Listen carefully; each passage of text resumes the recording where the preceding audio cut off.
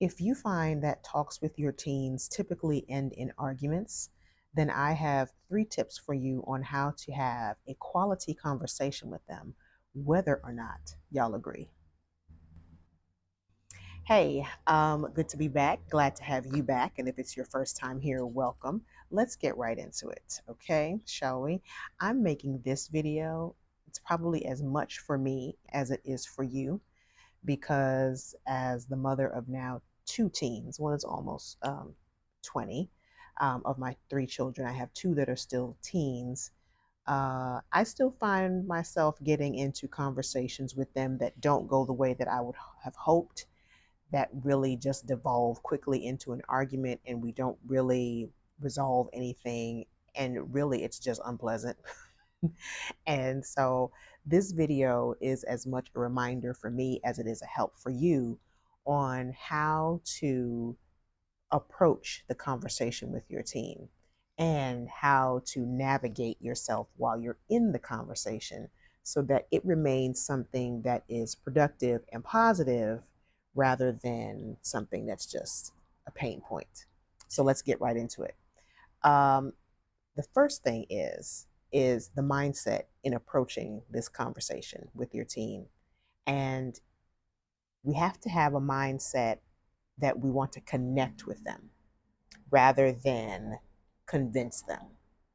Because here's the thing, we're the parent, we have the experience, we have the years on them. We've just gone through things, and a lot of the things that they are trying to get themselves into, we've gotten ourselves into, gotten ourselves out of, or by the grace of God, gotten ourselves out of. And we're trying to help them avoid those situations. And so we come into the conversation with a mindset, at least I do.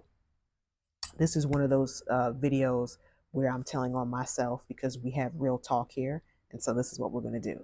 I will tend to enter the conversation depending on the topic, having I have an idea. I have my mind made up. This is how I think about it, and I think this is what they should do. And I'm trying to convince them. My stance is, okay, how do I convince them to see things my way? And they can smell that. And when they smell that, they resist that. And so the better approach is I need to connect with this child. For me, I'm always referring to my daughter these days because she is the youngest. She is the one that is home all the time. You know, she's the one we have the most contact with on a regular basis. And so she is the one that tends to be the example. Plus, she is the girl. And because we all know that girls typically are a lot more verbal than boys, um, the arguments have been happening with her.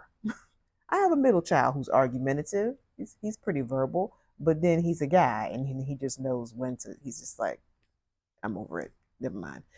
But she can keep going and going and going. And so, yeah, the better approach when I'm speaking with her is to connect with her. So what do I mean by that? I mean, try to understand where she's coming from. Listen, right? Do more listening than speaking, because it's only by listening that you're going to find out why she's thinking the way she's thinking, why she wants what she wants, why she's talking about a belly ring, why she's talking, whatever it is. Why is she interested in that? What is she looking for from that thing? What is she hoping that will give her? It's just understanding your child and having um, enough interest to hear them out.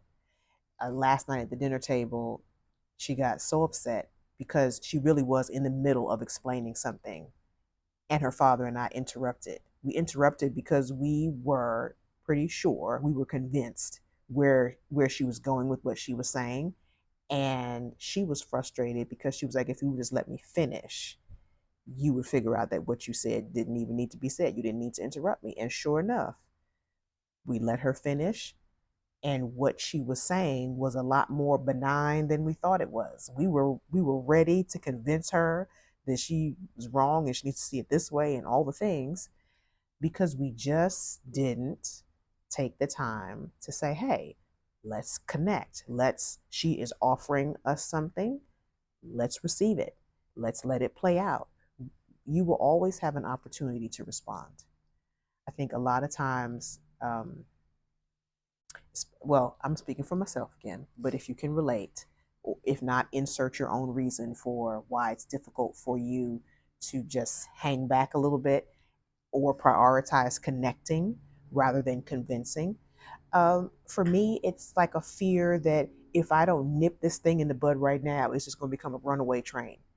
And so I want to get on top of that and squash it as soon as possible.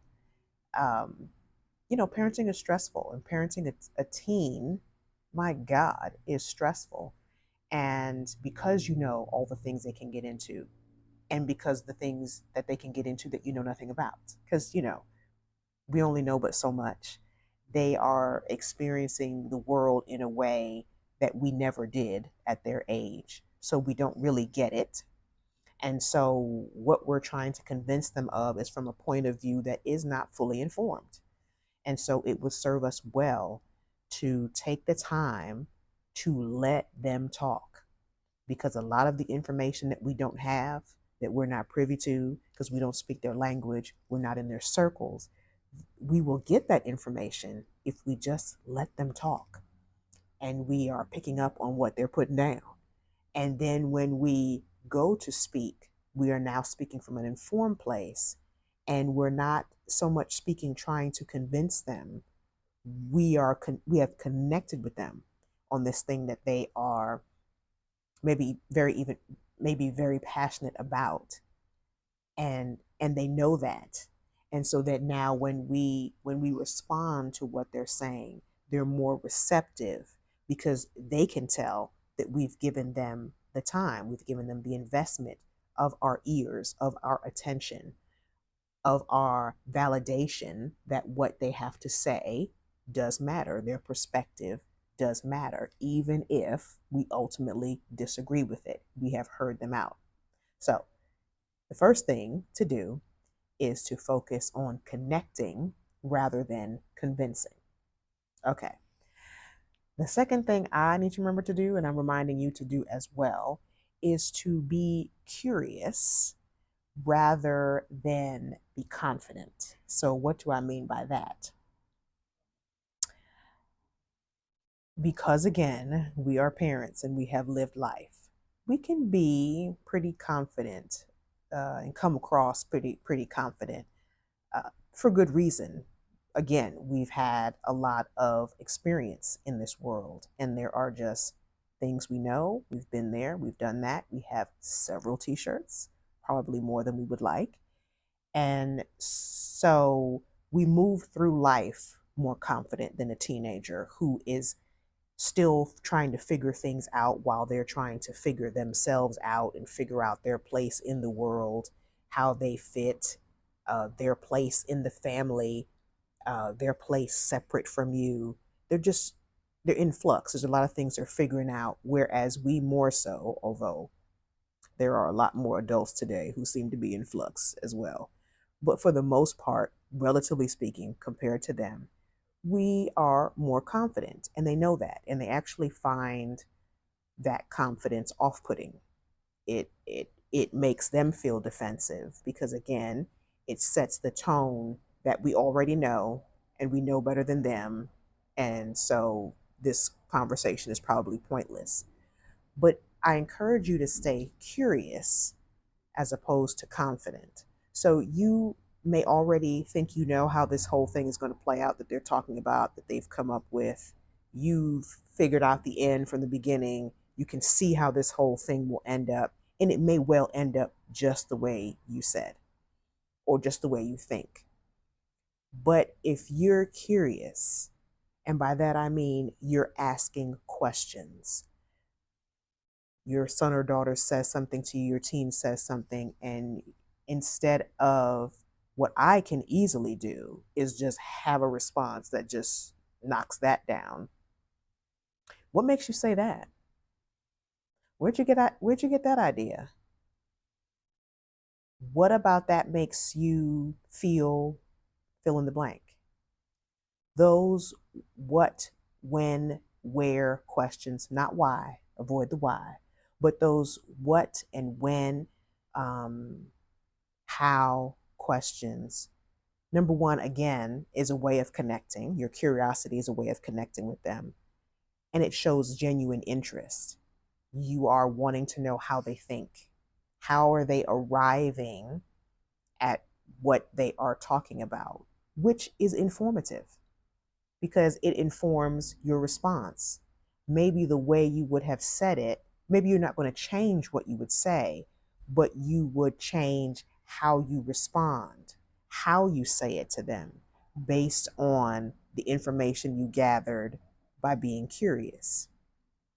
So rather than coming in and giving the air or saying things that indicate, I already know how this is going to go, I've already decided, I already know how this thing will end up that you're talking about, be curious. So my daughter often talks about wanting to become an actress and a model.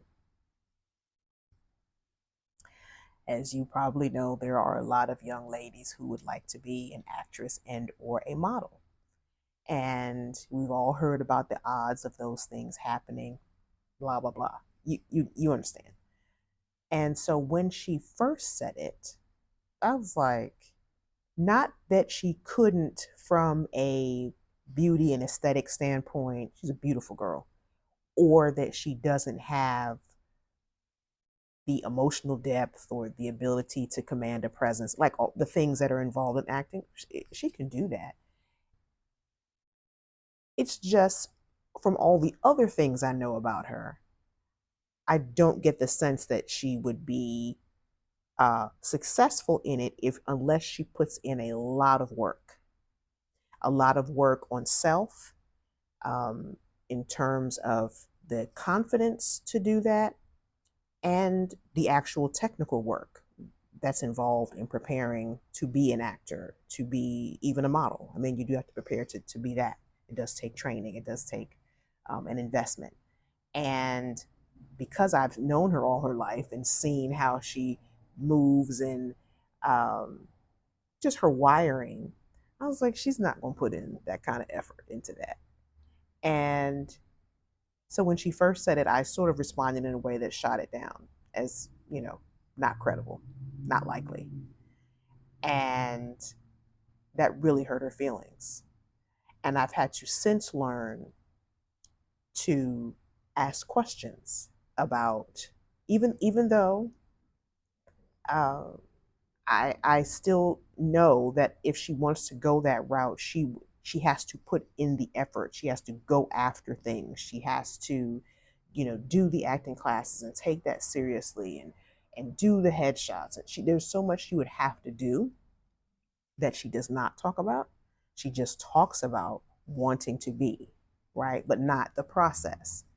And so I had to switch from being very matter of fact and calling a spade to asking questions like, what interests you about acting? What do you like about modeling? What? And her answers were very interesting.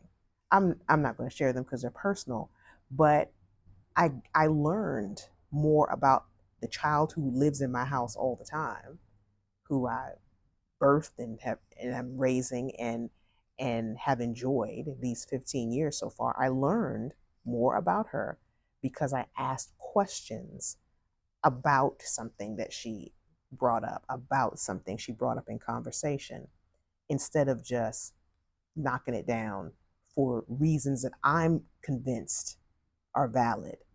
To take the time to listen to her and to encourage her to expound, tell me more. All the questions, the type of questions that indicate, oh, tell me more. Not only does it, again, validate and affirm that she's a person of value, she's a person worth listening to, she's a person that has interesting things to say, and I want to know more about it. I'm actually getting to know her better. I'm getting to know the things that intrigue her. And so that should she become that actress or model someday, now I have context for that. Now I have understanding of why that really interests her, and why, if she ever does get serious about it and invest her time in the craft and improving, I'll know where that came from, so that I'm better positioned to support her in that. But I wouldn't know if I didn't ask the questions. And to assume that me and my body knows better than her and her body. I do know things, but she also knows things. And so honoring that by giving her space to share her point of view, to share the whys behind what she is saying, is not only honoring for her, it's informative for me, and it creates an environment where she feels that she can be her full, authentic self, share her ideas. She doesn't have to hold things back because I'm not a safe person for her to share with. She knows that even if I don't agree with her, even if I don't see it the way she sees it, even if I can't envision what she's talking about, I at least make room for her to share the vision, for her to um, talk out loud. Some things are either get increased strength, or they are diminished the more someone talks about it, the more they hear themselves talk through, and the more they you ask a question and they answer it, the more they struggle to answer, or they find their answers unsettling to them. So now they're questioning what they even mean. Or conversely, the more they're answering you and the answers are just rolling off the tongue, it has the opposite effect. It kind of boosts them, because they're like, oh, whatever she's asking me about it, whatever she throws at me, I hadn't even really thought about those answers, but I have an answer and I like the answer that I have. Or maybe she did think of those things, and the fact that I asked is something that really is endearing to her, and um, makes her think better of me and want to tell me more, because it seems like I understand her and I'm making room for her to be her. So, the first one we talked about is to focus on connecting rather than convincing. And then the one I just talked about was to be more curious than confident when you approach the conversation or even during the conversation. And the last one is probably the one that I'm become better at, but I had to get better at it first. But it is the one that I do the best at, and it is remaining composed rather than charged. So to be more composed than charged. What do I mean? When I'm saying charged, I mean like I'm very expressive, as you can tell. And I have learned, and part of that is because of being a pediatrician and having my own conversations with teens who are not related to me. I did not birth them, but who, because they're not related to me and because they have a certain confidence that what we talk about will stay between us unless they're in danger, they have said things to me when I practice medicine that uh, could be alarming. And I had a lot of practice in just hearing what they said and not having a facial expression about it, and then coming back with a question.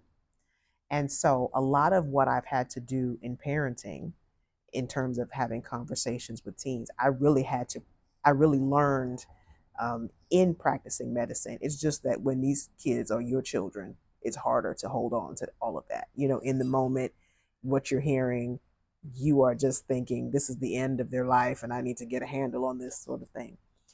Um, but yeah, these kids today are going through things on a scale I would have never have imagined, even as a teen growing up in the Bronx, New York, who has seen and had seen all manner of things. Some of them my parents still don't know about, because I was just grateful to get back home safely.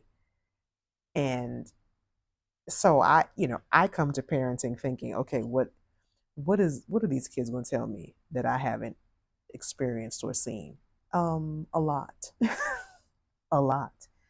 And I'm grateful that I have the relationship with my children, including my daughter, who where she can come from school or even while she's at school and text me and tell me something that actually floors me. But when we're at that dinner table and she tells me, I have a straight face. Now, mind you, my husband is doing this and her brothers are doing that. And I'm just like, really? When did that happen? And I just go into doctor mode and I just ask more questions. I need you to borrow that, incorporate more of that. Um, Ask the questions, but remain very calm, remain composed. Don't get all charged. What are you talking about? How is that? Now, do have I done that here and there? Sure, because some of the things are, whether it's something she saw or it was her response in a situation that I thought was inappropriate or disrespectful or flat out dangerous. I If I don't remember that anything is likely to come out of these kids' mouths compared to the time when I was her age. Um, there were just certain things I just wasn't going to say because it was not deemed respectful or appropriate, and I still don't deem them that.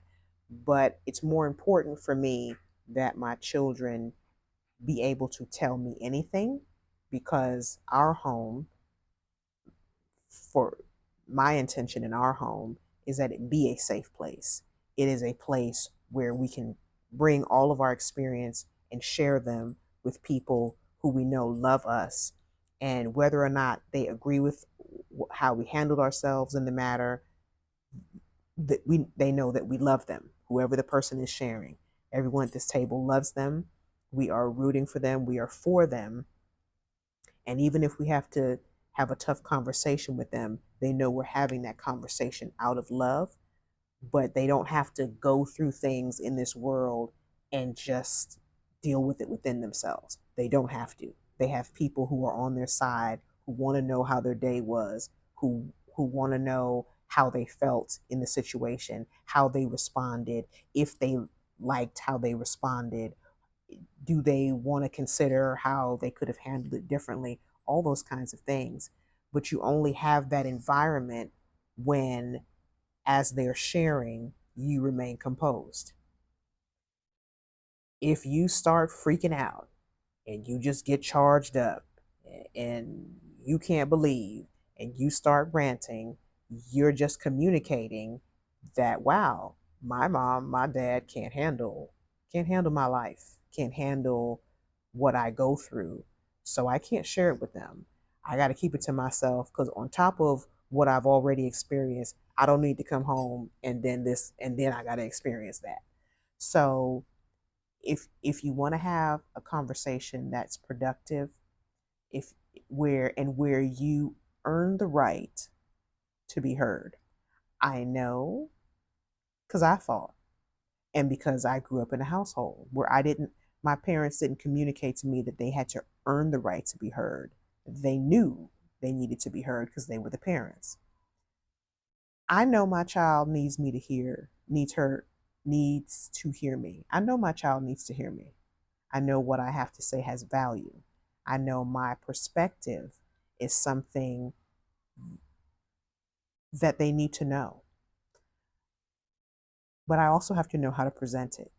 I also have to know that I'm competing with a lot of other voices, voices I don't even know because they are voices that come through an app on their phones.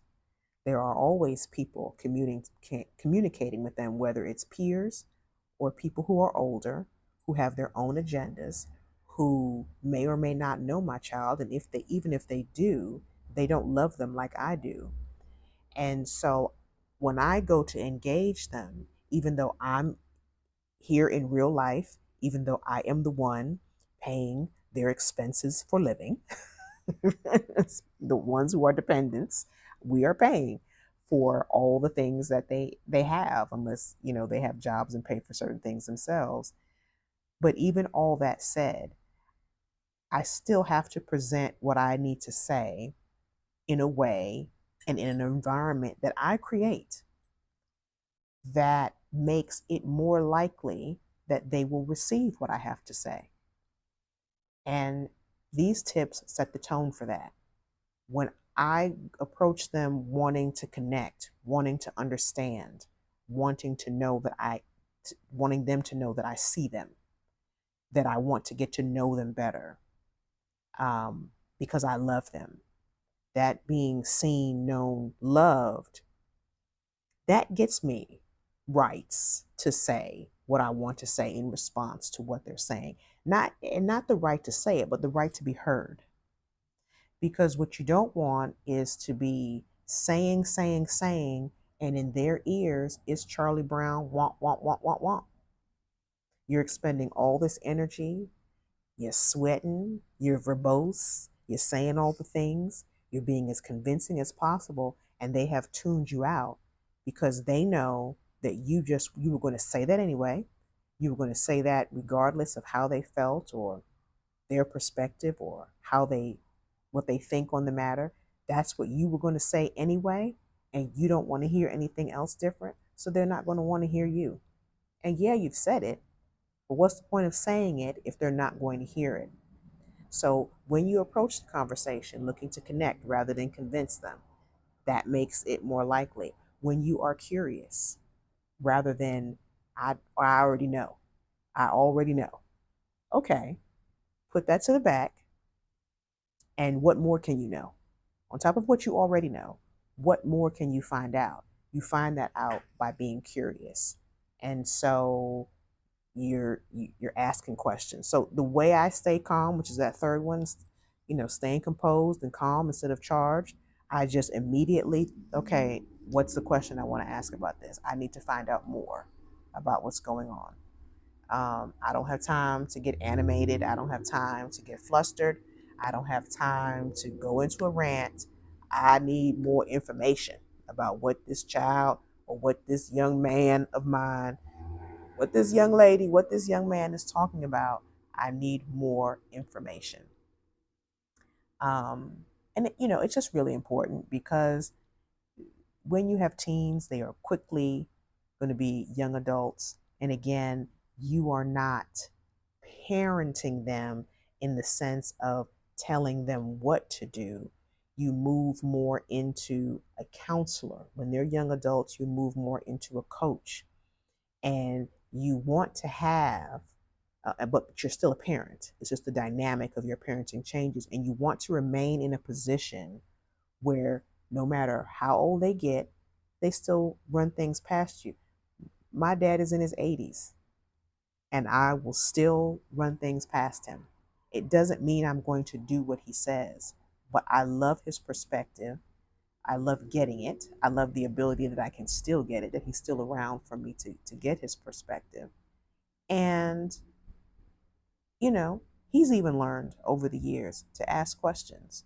So if I bring up the topic, he'll ask me some more questions about it, and then he'll give me his opinion. And it's priceless, whether or not I use it, to know that even at this age, that my dad will hear me out, and then considering all the information that he already had and now that he's gathered is giving me what he thinks is the best advice that he could, and that I am in a position at my age to still care about what he has to say, because we've had this dynamic all of my life where, um, even if he didn't see the wisdom in what I was saying, he still made room for the conversation. Now, I'm doing it a lot better than he did. He didn't make all the room I'm making, but it's still the principle. So between that experience and between my experience as a physician, I've built on that and I've had to use that in motherhood, and I'm encouraging you to do the same. So focus on connecting, focus on being curious, and focus on remaining composed. And all that only happens if you care. So a lot of the struggle now, and a lot of why my daughter will say she can talk to me, but her friends can't, is they're running into the problem where their moms don't care.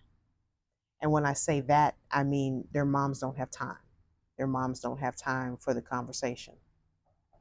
They don't have the interest in the conversation.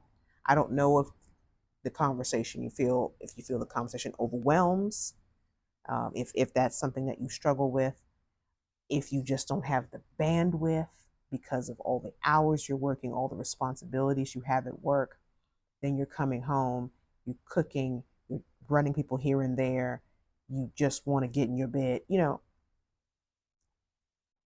Life has gotten a lot more complicated with every generation. It's just the way it is. And so we have to adapt. That's just the way that is.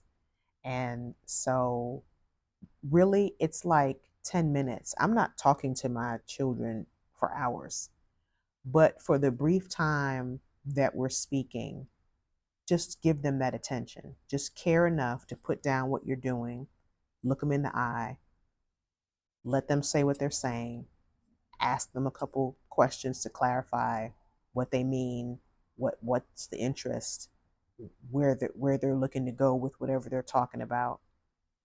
And then out of this information that you have received, give it some words of wisdom.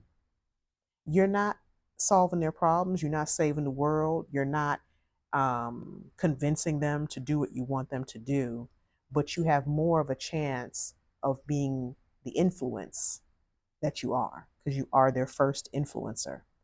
You have more of a chance having that influence when you've given them that FaceTime, when you've given them your ear, when you have taken the time to ask questions.